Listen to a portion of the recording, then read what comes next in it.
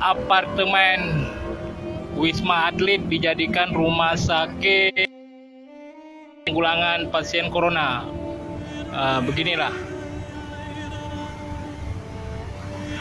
Inilah apartemen dijadikan rumah sakit penanggulangan pasien corona.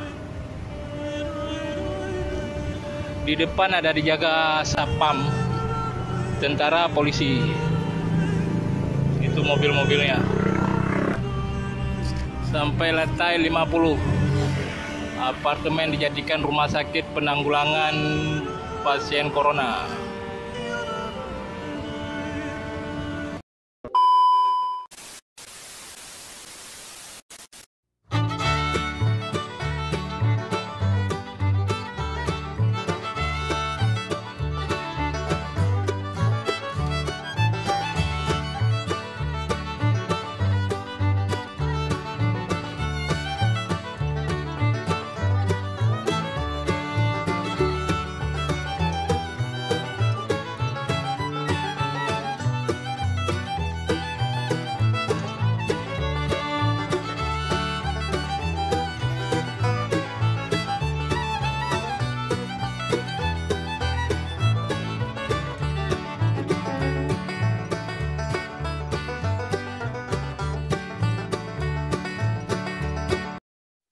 sudah klik video ini, tapi jangan lupa guys, klik tombol subscribe, karena subscribe itu gratis. Dengan subscribe kamu support channel ini terus untuk upload